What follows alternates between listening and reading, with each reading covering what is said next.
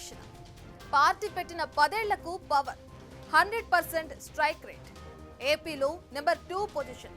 జనసేనకు ప్రజా మద్దతు వెల్లువైంది. గతేడాది ఆ పార్టీ చరిత్రలో ఒక మైల్ స్టోన్.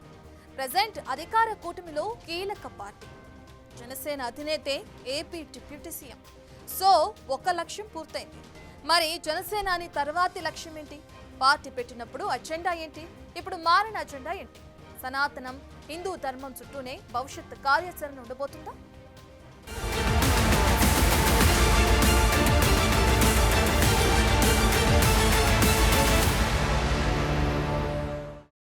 పవన్ కళ్యాణ్. నా పేరు పవన్ కళ్యాణ్.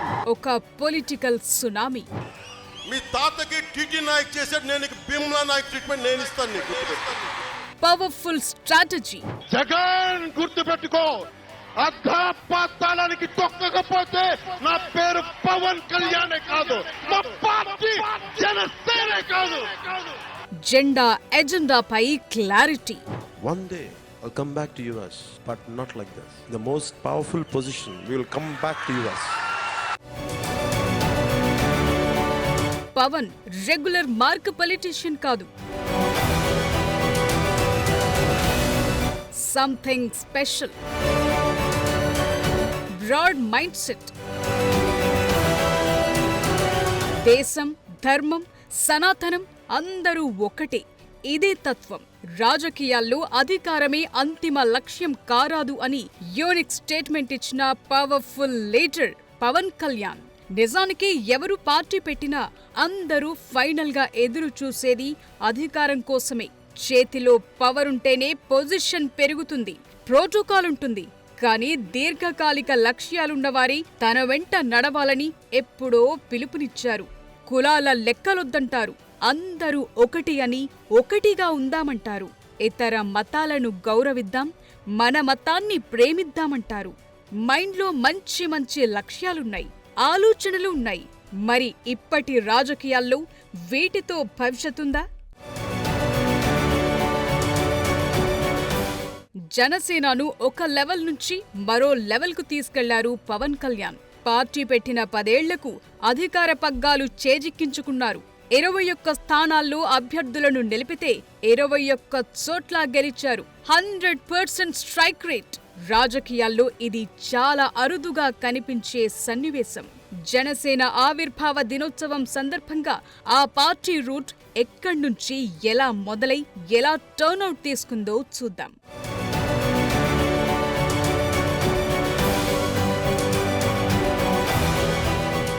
మార్చి 14, 2014 జనసేన ఆవిర్భవించిన రోజుది.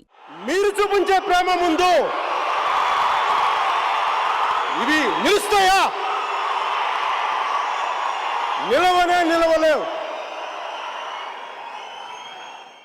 ఇప్పుడు 12వ ఆవిర్భావ దినోత్సవాన్ని జయకేతన సభ పేరుతో నిర్వహించుకుంటోంది ఆ పార్టీ. దశాబ్ద కాలంలో ఎన్నో ఆటుపోట్లు, రాజకీయ క్షేత్రంలో కొత్త మార్కు చూపించాలన్న తాపత్రయం చుట్టూ కథ మార్చేశారు జనసేనాని.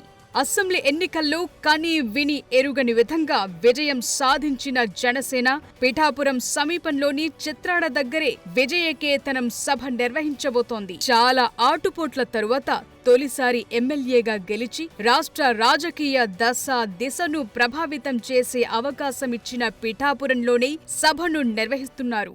శ్రీ పవన్ కళ్యాణ్ గారు ఆయన యొక్క ఆలోచనలు కానీ ఆయన భావజాలం కానీ ప్రజలు పూర్తిగా అర్థం చేసుకున్నారు.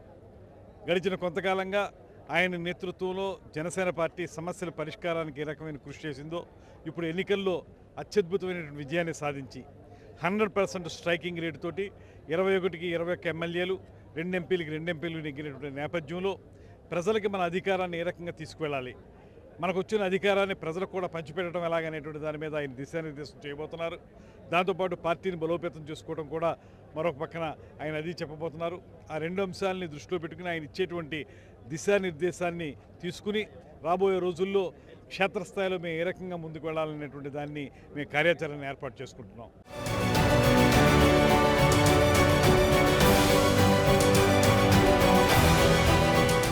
జనసేనకు ఉమ్మడి తూర్పుగోదావరి జిల్లా రాజకీయంగా సెంటిమెంట్ గా మారటంతో అక్కడే విజయకేతన సభ నిర్వహిస్తున్నారు.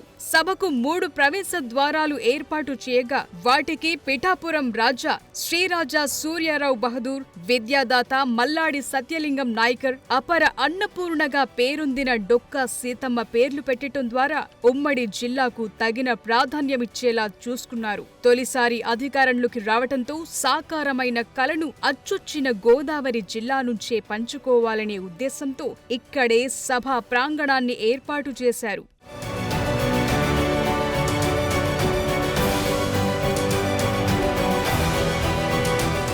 పోరాటమే ఊపిరిగా మొదలై పుట్టిన జనసేన కాల పరీక్షకు తట్టుకుని నిలబడింది. నిధులు, విధులు, క్యాడర్, లీడర్షిప్ ఇలా రకరకాల సమస్యలు ఎదురైనా ఓవర్కమ్ చేసింది. ఇక వైసీపీ అధికారంలో ఉన్న టైంలో జనసేన మరింత రాటుదేలింది. ప్రజా సమస్యలపై ఎప్పటికప్పుడు ఎక్కడికక్కడ పోరుబాట సాగించింది. 2019 డిసెంబర్లో కాకినాడ కేంద్రంగా రైతు సౌభాగ్య దీక్షతో నాటి ప్రభుత్వాన్ని కదిలించారు పవన్ కళ్యాణ్. గుంతల రోడ్లతో జనం పడుతున్న నరకయాతను చూసి 2021 అక్టోబర్లో రాజమహేంద్రవరంలో పవన్ పర్యటించారు. స్వయంగా రోడ్లపై గుంతలు పూడ్చారు. 2022లో కౌలు రైతు భరోసా యాత్ర పేరుతో మండపేటలో అన్నదాతల కుటుంబాలకు సొంతంగా చెక్లు పంపిణీ చేశారు. ఇవి జస్ట్ ఎగ్జాంపుల్స్ మాత్రమే.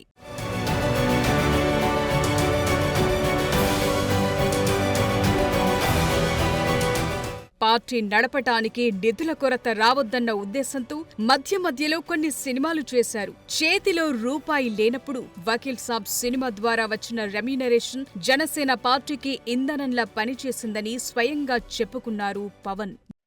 మేము వకీల్ సాబ్ నా నిర్మాత కూడా అయినా, ఎలాంటి నిర్మాత అంటే నేను బాగా కష్టాల్లో ఉన్నప్పుడు డబ్బులు లేవు, నా దగ్గర పేరుంది కానీ డబ్బులు లేవు, మార్కెట్ ఉందో లేదో తెలియదు. అలాంటి పరిస్థితుల్లో వచ్చి వకీల్ సాబ్ అనే సినిమా నాతో తీసి ఈరోజు జనసేన పార్టీ నడపడానికి ఇంధనంగా పనిచేస్తుంది వకీల్ సాబ్ సినిమా, దాని నిర్మాత దిల్ రాజు గారు.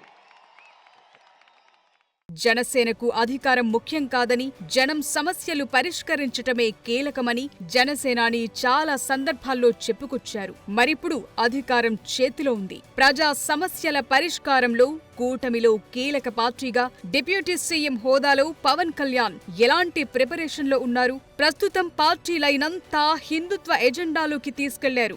సనాతన ధర్మమే కీలకమంటున్నారు. గౌరవిద్దామని చెప్తున్నారు. హిందూ ధర్మాన్ని కాపాడేందుకు అవసరమైతే ఎంత వరకైనా పోరాటమంటున్నారు. జనం సమస్యల నుంచి సనాతన ధర్మ పరిరక్షణ దాకా జనసేన ప్రస్థానంలో చాలా మార్పులే వచ్చాయి. మరి ఆవిర్భావ దినోత్సవం తరువాత స్పెషల్ ఎజెండా ఉండబోతోందా?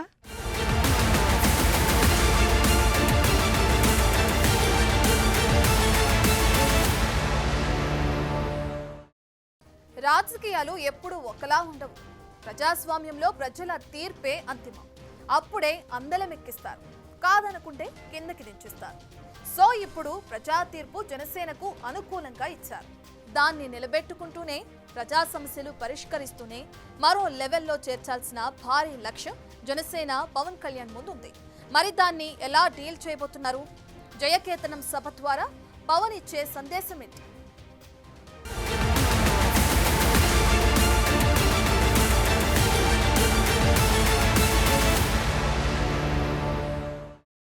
అసెంబ్లీ ఎన్నికల్లో అద్భుతమైన విజయంతో వారికి కృతజ్ఞత చెప్పుకునేలా జనసేన ఆవిర్భావ దినోత్సవం ఉండబోతోంది. క్యాడర్ ఉన్నా లేకపోయినా, లీడర్స్ ఉన్నా లేకపోయినా జనసేనను అన్నీ తానే నడిపించారు పవన్ కళ్యాణ్. 2014 ఎన్నికల ముందే జనసేన ఏర్పాటు చేసినప్పటికీ ఆ ఎన్నికల్లో టీడీపీ, బీజేపీ కూటమికి మద్దతిచ్చిన పవన్ చంద్రబాబు సీఎం కావడంలో కీలక పాత్ర పోషించారు. 2019 ఎన్నికల్లో బరిలో దిగారు. దీంతో త్రిముఖ పోరులో వైసీపీ లాభపడింది. ఈ పరిస్థితి గమనించిన పవన్ 2024లో మాత్రం టీడీపీ, బీజేపీ, జనసేన కూటమిగా బరిలో దింపడంలోకి రోల్ పోషించారు. అటు టీడీపీ, ఇటు బీజేపీతో మాట్లాడి అందరినీ ఒప్పించి ఒక్కటిగా బరిలోకి దిగి హిట్ కొట్టారు.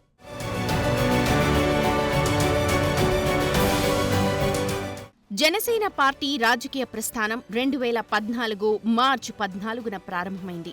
కానీ అంతకు 5 ఏళ్ల ముందే పవన్ పొలిటికల్ ఎంట్రీ ఇచ్చారు. 2008 ఆగస్టు 26న చిరంజీవి ప్రజారాజ్యం పార్టీని స్థాపిస్తే అందులో యువరాజ్యం అధ్యక్షుడిగా పనిచేశారు పవన్. అయితే ప్రజారాజ్యం కాంగ్రెస్లో విలీనం అవ్వడం, ఆ తర్వాతి పరిణామాలతో సైలెంట్ అయ్యారు. వస్తే బలంగానే రావాలనుకున్నారు. తెలంగాణ ఏర్పాటు ఖాయమయ్యాక 2014 మార్చి 14న జనసేనను స్థాపించారు. ప్రశ్నిస్తానంటూ రాజకీయాల్లోకి అడుగుపెట్టి ఓపికగా పనిచేశారు. సినిమాల్లో పవర్ స్టార్, రాజకీయాల్లో జనసేనానిగా తనకంటూ ఓ క్రేజ్ తెచ్చుకున్నారు.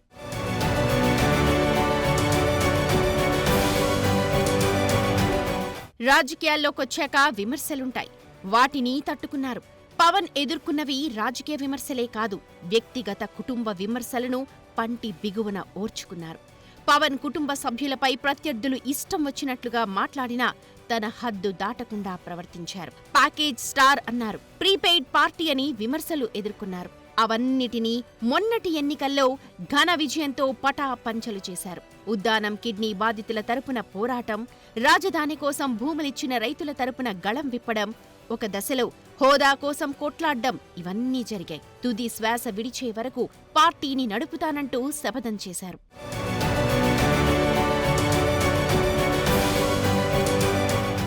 2014లో పార్టీని పెట్టినప్పటికీ 2019లో తొలిసారి ప్రత్యక్ష ఎన్నికల్లో పోటీ చేసి కేవలం ఒక సీటును మాత్రమే గెలుచుకున్న జనసేన పార్టీ 2024లో పోటీ చేసిన 21 అసెంబ్లీ, 2 పార్లమెంట్ స్థానాల్లో గెలిచి 100% స్ట్రైక్ రేట్ సాధించింది. 2024 ఎన్నికల తరువాత జనసేన పార్టీ ఉండదని, పవన్ కళ్యాణ్ రాజకీయాలకు పనికిరారంటూ ఎంతో మంది ఎన్నో విమర్శలు చేస్తే వాటిని సవాల్గా తీసుకున్నారు. చివరికి వ్యక్తిగతంగా టార్గెట్ చేసినా వెనక్కు తగ్గలేదు.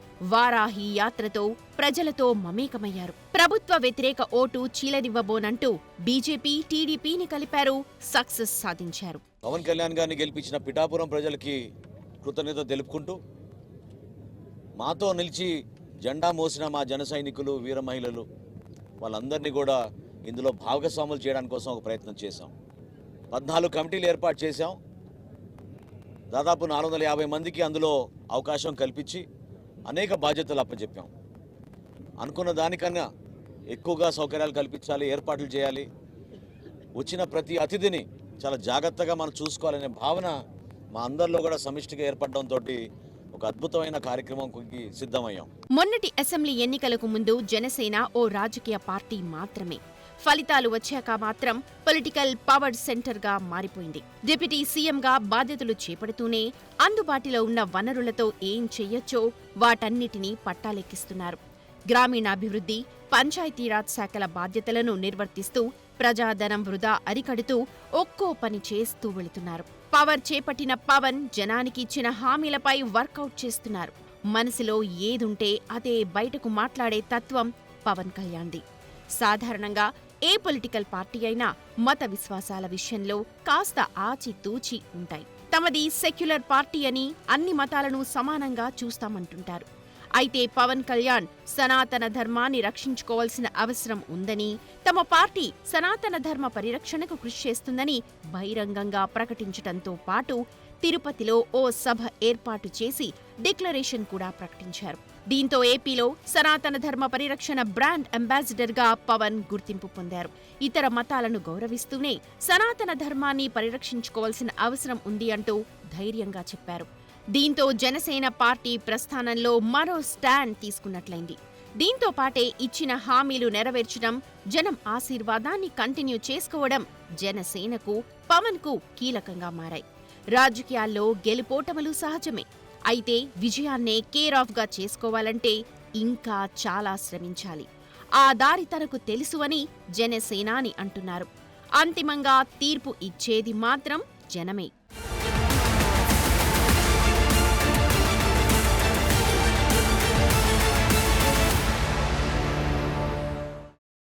జనసేనాని అసలు వర్క్ పాలనా పగ్గాలు చేపట్టిన ఈ సమయంలోనే మొదలైంది. ఇన్నాళ్లు ప్రతిపక్షంగా ప్రశ్నించారు. ఇప్పుడు అధికార పక్షంగా ప్రజా సమస్యలను తీర్చే పెద్ద బాధ్యత ఉంది. ఈ స్ట్రైక్ రేట్ను నిలుపుకోవాలంటే చేయాల్సిందెంతో ఉంది. For more videos like this, subscribe Big TV channel.